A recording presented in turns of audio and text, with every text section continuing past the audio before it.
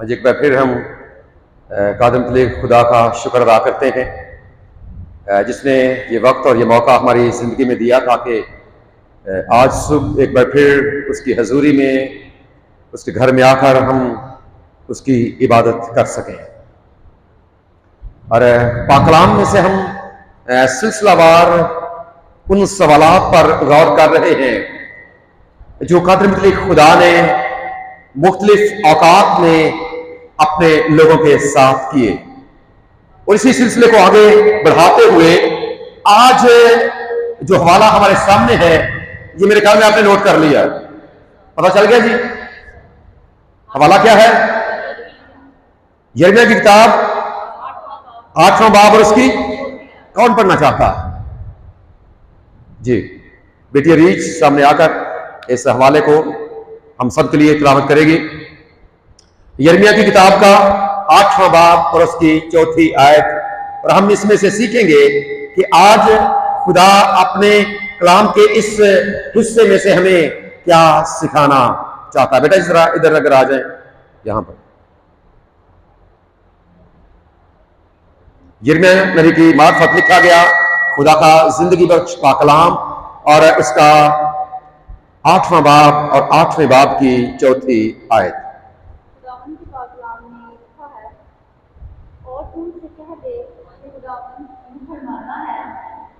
क्या लोग गिर कर फिर नहीं उठते? क्या कोई प्रतिष्ठा होकर वापस नहीं आता? खुदावंद के पाकलाम को पढ़े सुने जाने। आमीन। खुदा का शुक्र। थैंक यू बेटा जी।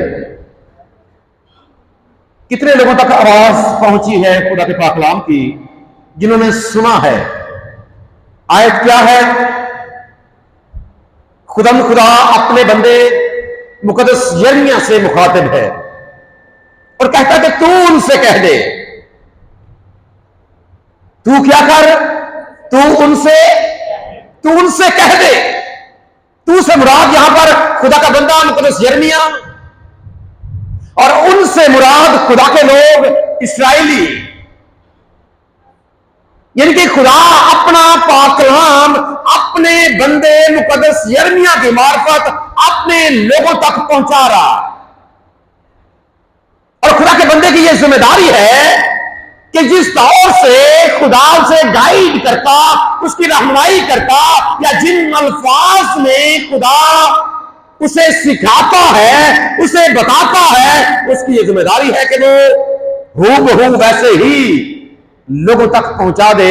और उस वक्त भी खुदा ने जब अपने बंदे तक ये पाकलाम पहुंचाया तो खुदा के बंदे ने बिल्कुल वैसा ही किया, क्योंकि बतौर नबी जी उसकी जिम्मेदारी है कि जो कुछ खुदा उसे देता है वो उसे लोगों तक पहुंचा दे। और बात क्या है? एक सवाल है। खुदा कहता है कि एक सवाल मेरे लोगों के सामने रख दे कि क्या लोग गिरकर, अहम बात है, क्या लोग गिरकर नहीं उठते? फिर क्या लोग गिरकर फिर नहीं उठते?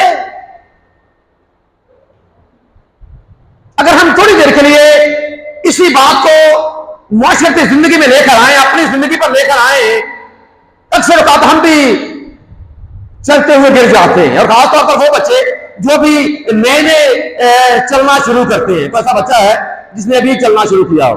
शालोम यहां पर है, चले आज अच्छा है। शालोम की मामा ने तलावत की है, शालोम साहब ने चलना शुरू किया है। अरे जी बेटा, जब ये चलता है गिर जाता है, कभी कभी चलते हुए क्या करता है? गिर जाता है। फिर क्या करता है? उठ जाता है। ऐसा ही होता है। और ये हमारी जिंदगी में ऐसा होता, हम चलते हुए गिर जाते हैं। शालोम अगर चलता हुआ गिर जाता है फिर उठ खड़ा होता है। इसका मतलब यह है कि ये सिर्फ शालोम की बात नहीं है जी, हम सब की बात है। हम भी अपनी जिंदगी में गिरते हैं, लेकिन गिरने के बाद क्या होता है? उठ जाते हैं। क्या होता है जी? उठ जाते हैं। जब उठ जाते हैं, इसी बात को बुनियाद बनाकर खुदा ने यह पैगाम अपने लोगों तक पहुंचाया कि क्या लोग गिरकर नहीं उठते? अगर सवाल उनके सामने उस वक्त रखा गया, आज ये सवाल हमारे सामने रखा गया है, तो इसका मतलब यह है कि हां, लोग गिरते तो हैं लेकिन गिरकर उठ जाते हैं। लेकिन दरअसल खुदा इस आम सी बात में से एक बड़ा अहम पैगाम, नहायत अहम पैगाम अपने लोगों तक पहुंचा रहा है। दरअसल ये गिरना आम रोजमर्रा जिंदगी में गिरना नहीं है, और ना ये उठना आम रोजमर्रा जिंदगी की बात है। ये गिरना दरअसल गुनाह में गिरना, ये गिरना दरअसल खुदा के रास्तों को छोड़कर, खुदा के बनाए गए असूल और तरीकों को छोड़कर, खुदा के पाक कलाम से हटकर अपनी जिंदगी को गुजारना।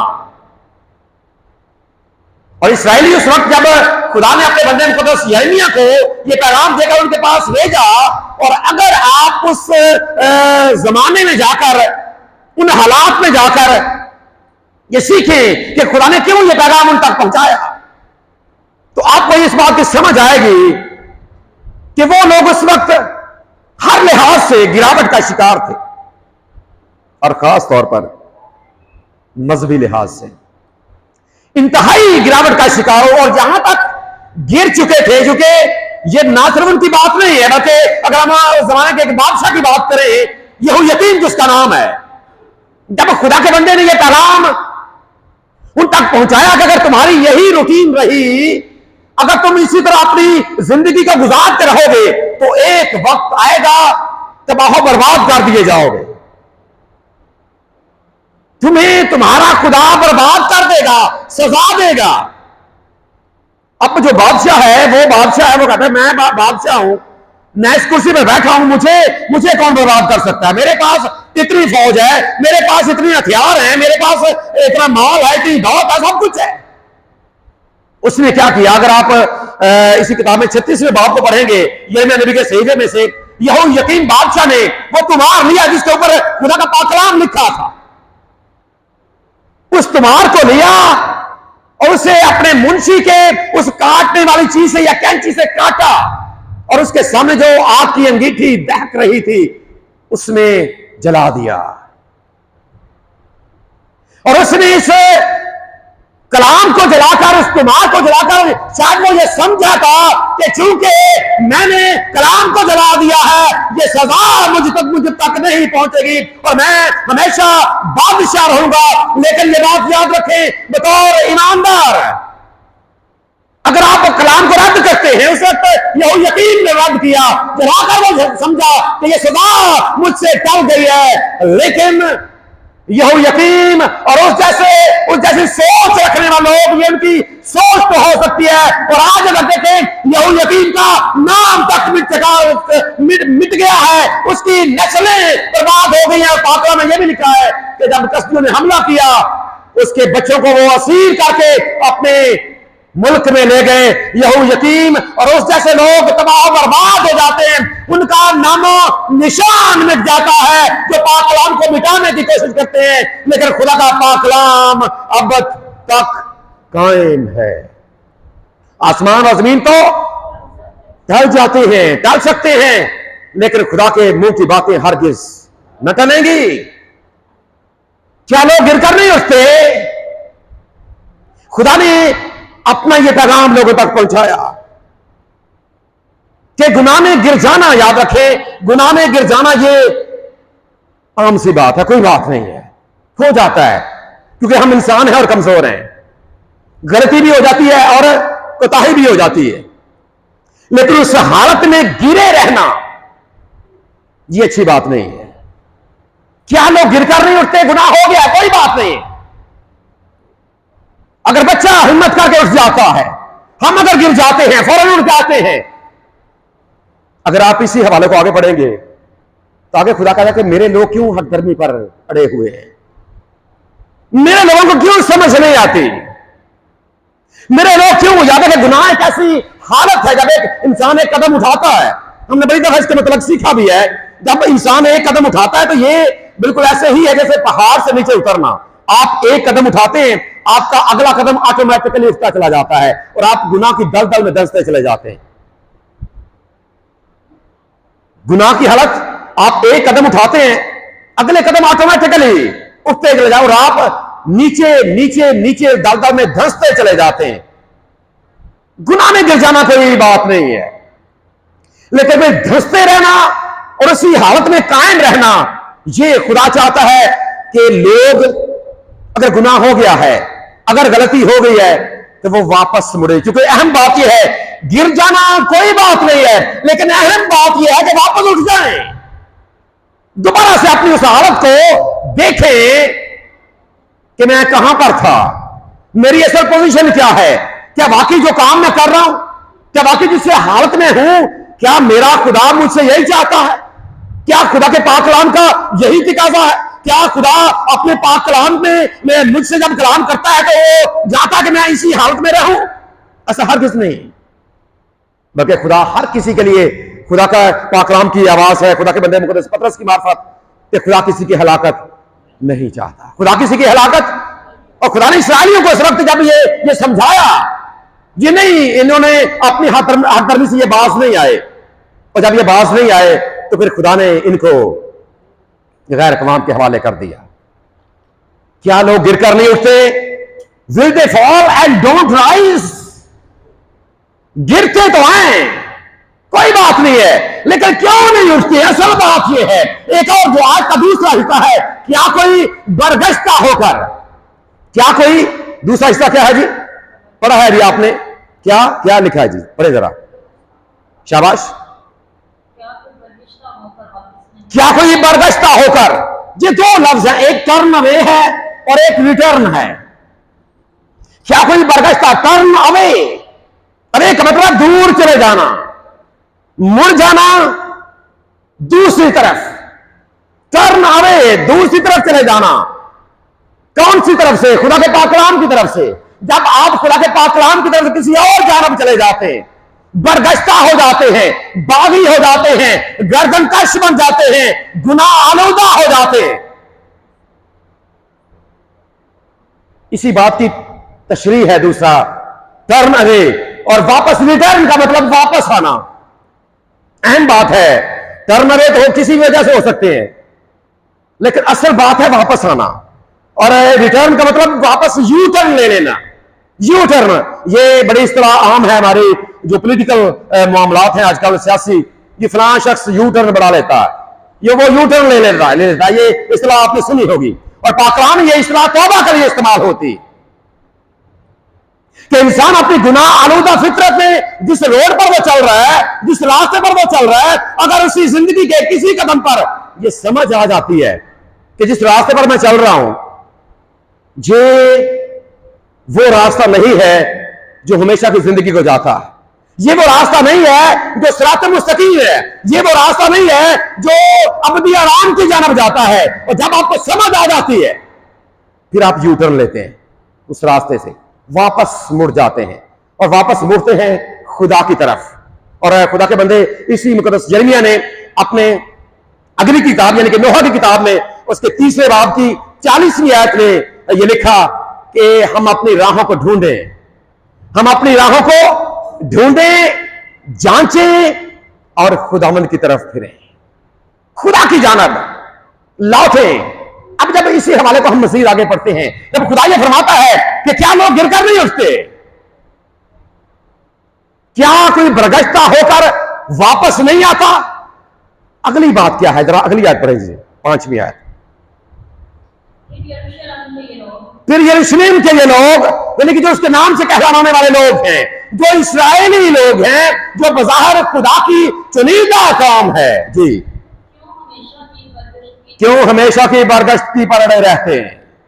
हमेशा की बरगश्ती पर अड़े रहते हैं, अटक जाते हैं, वापस आना नहीं चाहते।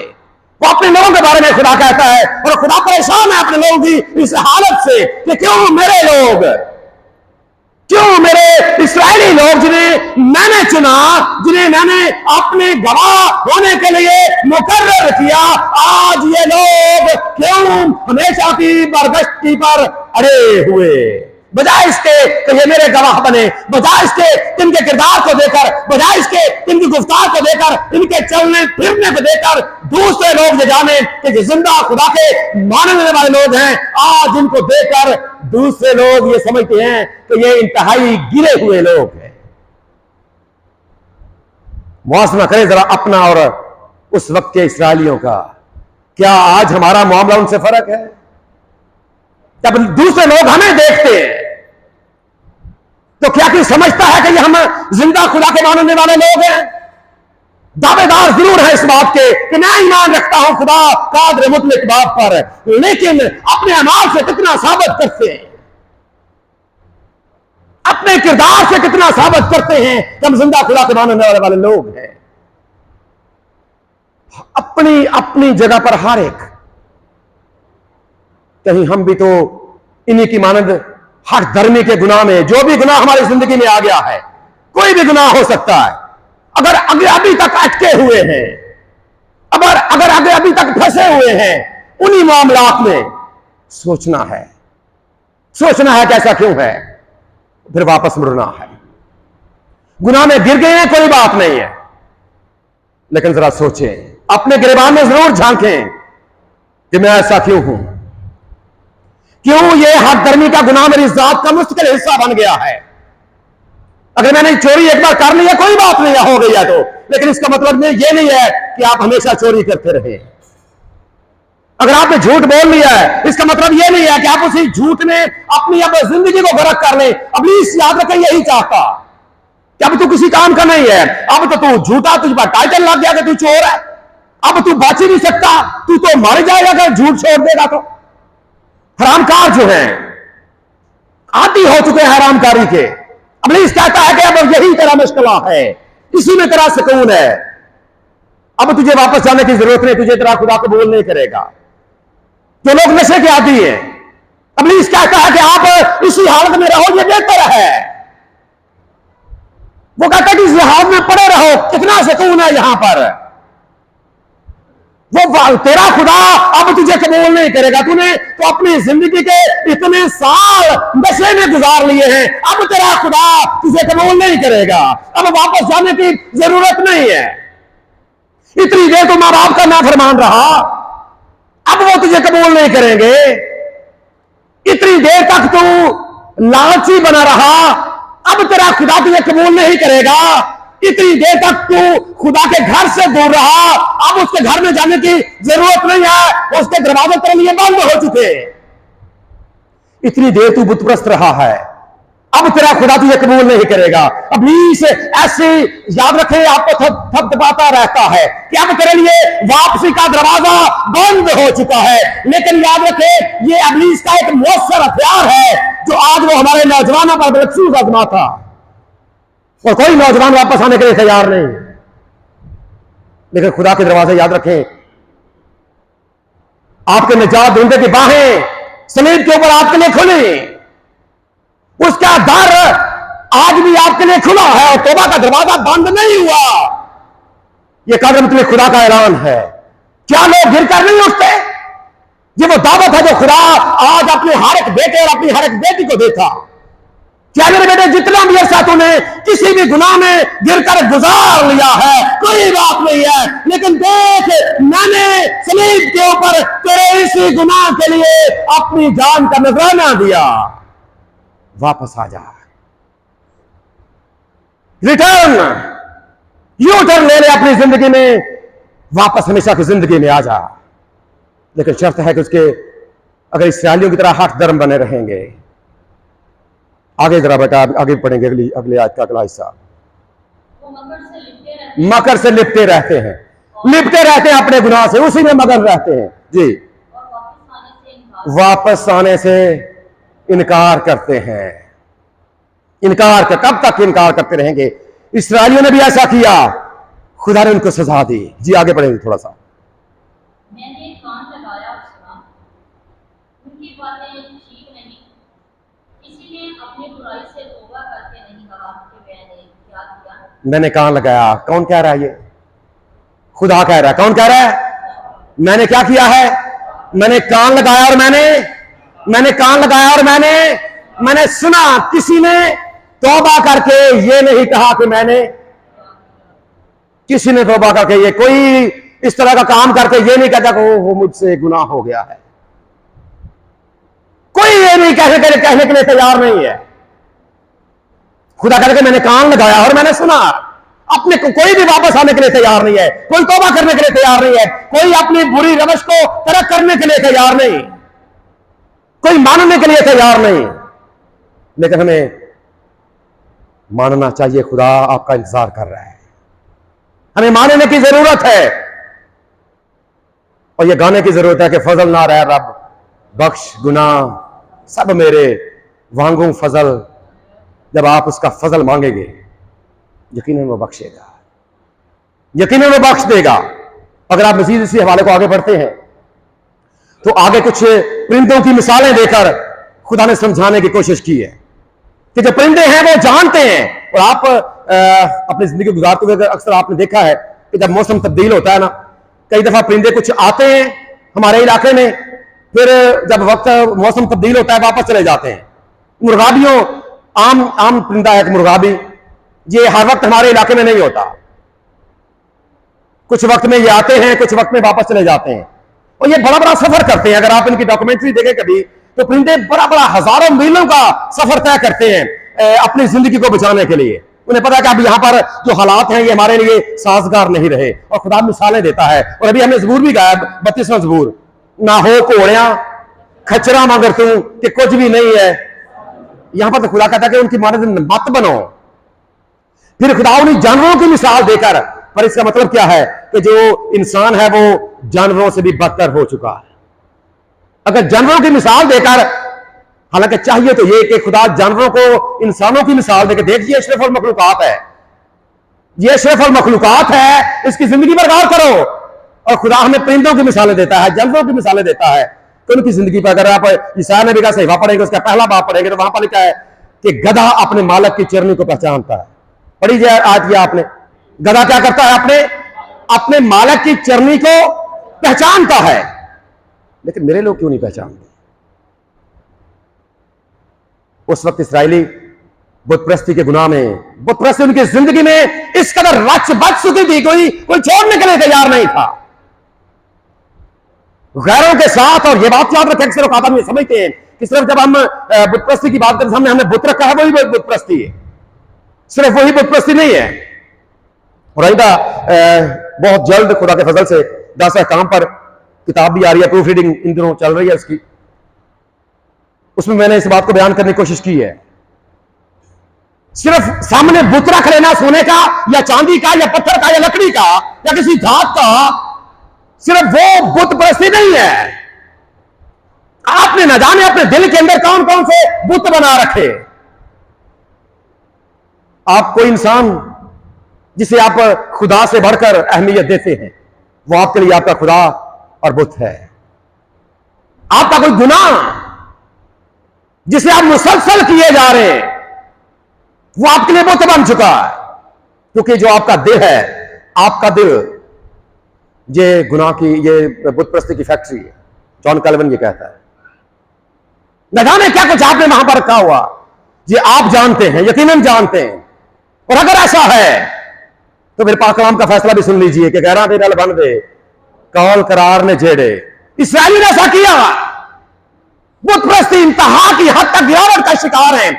बार बार समझाने के बाद खुदा का इंतजार कर रहा है वापसी का, खुदा इंतजार कर रहा है यूटर्न का कि वापस आ जाओ, मैं तुम्हें प्यार करता हूं। अगर तुम्हारे गुनाह किरमज़ी हो, खुदा चाहता कि वापसी का रास्ता लें। वो हद दरम बन गए, तबाही और बर्बादी ने उनको आ घेरा। कहीं ऐसा ना हो कि हमारे साथ भी ऐसा हो। गिर जाना कोई बात नहीं है, और गिराता अबलीस है, क्योंकि अबलीस ये चाहता है कि आप वापस ना मुड़े। अबलीस ये चाहता है कि आप खुदा की जानिब ना आए, लेकिन खुदा चाहता है कि आप वापस आए अपने पाक कलाम के जरिए से। और आज खुदा कलाम के इस हिस्से के जरिए से मुकद्दस यिर्मयाह की मार्फत वो हमसे भी कलाम करता है, हमसे भी पूछता है कि क्या लोग गिरकर नहीं उठते? क्या कोई बरगश्ता होकर वापस नहीं आता? तौबा जरूरी है वापसी के लिए। और यीशु मसीह की जो इब्तदाई तालीम है आपको पता है, अगर आप 29 का अंजीली बयान पढ़ेंगे और उसका 3रा बाब उसकी 11वीं आयत, तो वहां पर लिखा है कि तौबा करो क्योंकि आसमान की बादशाही, तौबा करना, तौबा करके वापस आना, खुदा वापसी का इंतजार कर रहा है। एक बड़ा मशहूर वाकया है, अगर यह कहा जाए कि दुनिया की मौजूदा तारीख में यह इंतहाई नुमाया वाकया है तो यह बेजाना होगा 9/11 का वाकया। कौन कौन वाकिफ है 9/11 के वाकये से? 9/11 जी, 9/11 के वाकये से वाकिफ है कोई? जी आप जानते हैं कौन सा? वर्ल्ड ट्रेड सेंटर पर जब हमला हुआ था, पता है तारीख क्या थी? ये 9/11 इसी वजह से कहते हैं। 9 तारीख थी या 11 तारीख थी, 9वां महीना था और सन था 2001। वर्ल्ड ट्रेड सेंटर अमेरिका पर हमला हुआ। और मौजूदा तारीख में यह बात याद रखें, हम बात कर रहे हैं फॉल एंड राइज की, गिरकर उठना, गिरकर क्या करना। जब यह हमला हुआ वर्ल्ड ट्रेड सेंटर के ऊपर और दुश्मन ने ये इस बात को समझकर या सोचकर कि अब जो अमेरिका है ये उठने का नहीं है, इस हद तक इसे नुकसान पहुंचा दो कि ये अब दोबारा उठ नहीं पाएगा। और ये एक बड़ा धचका था बतौर मुल्क अमेरिका के लिए। इस एक हमले की बदौलत अगर हम उसमें देखें तो तकरीबन 3000 के करीब लोग जो है वो जान से गए थे, 6000 से ज्यादा वहां पर जख्मी हुए। और फिर इसके अलावा अगले चंद दिनों में अमेरिका को खरबों डॉलर्स का नुकसान खसारा बर्दाश्त करना पड़ा था, खरबों डॉलर। और ये एक बहुत बड़ी इकोनॉमी को बहुत बड़ा धचका था। लेकिन अमेरिका ने क्या किया? हमला तो ये हुआ, ये 11 सितंबर 2001 को हमला हुआ। उस वक्त अमेरिका सुपर पावर था। क्या था जी? सुपर पावर, सुपर पावर था अमेरिका। अब अमेरिका ने क्या किया? वक्ती तौर पर धचका, बहुत बड़ा धचका है, गिर गई थी इकोनॉमी अमेरिका की। लोग अमेरिका जाने से भी घबराने लगे थे। लेकिन अमेरिका ने ऐसी पॉलिसियां वजह की, इस तौर से उन्होंने अपने आप को स्टैंड किया कि यही वर्ल्ड ट्रेड सेंटर जो 11/9/2001 को बर्बाद हो गया था, यही ट्रेड सेंटर उन्होंने दोबारा से ये 4/11/2014 को दोबारा से इसका इफ्तिताह कर दिया, दोबारा से बना लिया। और उस वक्त भी अमेरिका क्या था? Super power. और आज भी क्या है? अमेरिका क्या है? सुपर पावर है। अमेरिका आज भी सुपर पावर है। वक्ती तौर पर इस हमले ने गिरा दिया उनको, लेकिन उन्होंने ऐसी पॉलिसियां वजह की कि वो उस वक्त भी सुपर पावर थे। धचका लगा है, गिरे जरूर हैं, लेकिन वो आज भी क्या है? ये बात हमें क्या सिखाती है? इस वाक्य में बतौर ईमानदार मेरे और आपके लिए सबक क्या है? फॉल, गिर जाना कोई बात नहीं है। अमेरिका ने ऐसी पॉलिसियां वजह की कि वो दोबारा से राइज हो गए, दोबारा से सुपर पावर है, दोबारा से दुनिया की इकोनॉमी पर राज कर रहे हैं, कंट्रोल कर रहे हैं दुनिया को, दुनिया पर चौधराहट कर रहे हैं। ऐसी पॉलिसियां उन्होंने वजह की हैं। अगर हम भी गिर गए हैं, फर्ज करें हम भी गिर गए हैं, तो हमें भी कोई ऐसी पॉलिसी अपनाने की जरूरत है कि दोबारा से उठ खड़े हों। कोई ऐसी पॉलिसी अपनाने की क्या है जी? जरूरत है कि दोबारा से हम भी क्या हों। और पॉलिसी के बारे में जब हम बात करते हैं पॉलिसी के हवाले से, तो पॉलिसी के हवाले से एक मुहावरा बड़ा आम है, सुना जी आपने कभी? Honesty is the best policy. कभी अपनाया जिंदगी में इस बात को? ऑनेस्टी क्या है? क्या होता है ना ऑनेस्टी? ईमानदारी बेस्ट पॉलिसी है, इससे बढ़कर अच्छी पॉलिसी कोई है ही नहीं, ईमानदारी। और हमने इस बात का भी पहले ऐलान इकरार किया है कि मैं ईमान रखता हूं। ये वो पॉलिसी है जब ये आपकी जिंदगी में है और हर वक्त है। अगर यही पॉलिसी आपकी जिंदगी में है और हर वक्त है, क्योंकि आप ये इकरार करते हैं कि मैं ईमान रखता हूं, रखता था नहीं या रखूंगा नहीं। मैं क्या रखता हूं? ईमान रखता। ये वो पॉलिसी है जो हर वक्त अगर आपके पास है, गिर तो आप सकते हैं, लेकिन इस पॉलिसी के तहत आप दोबारा से उठ खड़े होंगे। ये पॉलिसी आपको दोबारा से उठान दे देगी। दुश्मन ने यह सोचा था कि अब अमेरिका कभी उठ नहीं पाएगा, कभी अमेरिका उठ नहीं पाएगा, वो फिर भी सुपर पावर है। तो ये बात हमें क्या सिखाती है? अगर हम भी गिर गए तो हमारा दुश्मन, और हमारा दुश्मन कौन है? पता है बताओ ईमानदार, आपका दुश्मन कौन है? इब्लीस आपका दुश्मन है। हर वक्त आपकी टांगे खींचने के पीछे, गिराना चाहता है, हमला करना चाहता, आपको तबाह बर्बाद करना चाहता। लेकिन अगर आप भी यही पॉलिसी अपना लेंगे, अगर आपकी जिंदगी में भी यही पॉलिसी काम करेगी, उठ खड़े होंगे आप भी। और खुदा की पाक मर्जी यही है कि आप अपनी जिंदगी में इसी पॉलिसी को अपनाएं। और फिर ख्याल रखें, अगर आप एक और हवाला पढ़ेंगे मुकाशवा की किताब का 2 बाब उसकी 5वीं आयत, तो वहां पर लिखा है, बस ख्याल कर तू कहां से गिरा है। और जब आप गिर जाना कोई बात नहीं है, लेकिन इस पॉलिसी को अपना कर अगर आप गुनाह की दलदल में गर्क हो चुके हैं, मत भूले कि आपका खुदा आपकी वापसी का इंतजार कर रहा है। वो अपनी बाहों को खोले हुए है, अपने दरवाजे को आपके इसमें खुला रखा है। 24 घंटे किसी भी वक्त आप वापस आ सकते हैं। अगर आप 2 तवारीख 7वां बाब 14वीं आयत पढ़ेंगे, वहां पर लिखा है, तब अगर मेरे लोग जो मेरे नाम से कहलाते हैं, क्या बनकर? खाकसार। शर्त खाकसार बनना है। और ये वो पॉलिसी है, आपका ईमान आपको इस जन्म लेकर आता है खाकसार बनकर। जब आप भी दुआ करेंगे, क्या खुदा मेरी पिछली जिंदगी में मैं गुनहगार रहा हूं, ये गुनाह मुस्तकिल तौर पर मेरी जात का हिस्सा बना रहा है, लेकिन आज मैं तेरी हुजूरी में इस बात का इकरार करता हूं खुदावंद कि मैं गुनहगार हूं, मुझे बख्श दे।